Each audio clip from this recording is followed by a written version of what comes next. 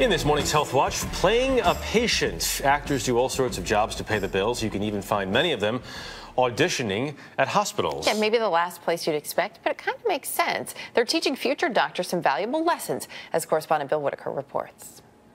Stage and screen actor Neil Mayer has credits that run from One Flew Over the Cuckoo's Nest to Blue Bloods. Isn't that a case of too little, too late, Commissioner?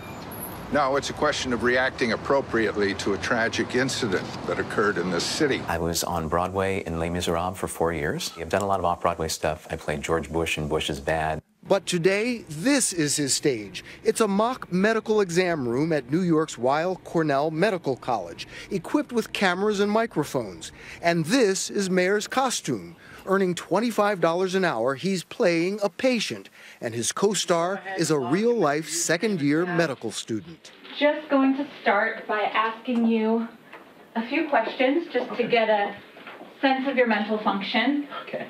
Here, it's the student's performance that's being evaluated by a very small audience, an instructor behind a two-way mirror. It's a way to help inexperienced students take what they learn in the classroom and apply it in an actual clinical setting. They get an opportunity to practice and potentially, frankly, to make a mistake without any harm coming to a patient. 126 U.S. medical schools report using these so-called standardized patient programs. Each one employs a variety of actors, spending the day portraying patients with the same symptoms. On this day, it's a neurological problem, but on other days, the script could call for something else. I have had meningitis as a standardized patient. I have had gout. I've had a whole bunch of different ailments over the years. And are you experiencing any discomfort? Just a little burning during urination. Okay. Programs like these were played for laughs in SEINFELD.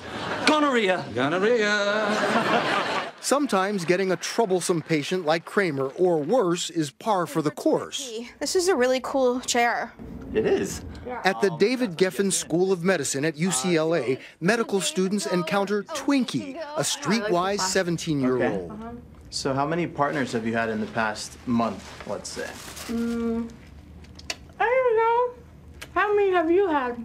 It's kind of mean in a way. We're sort of trained to torture them, but that's how they learn in this particular case. Look what I got from the outside. Oh, yeah? They got balloons in the shape of hands.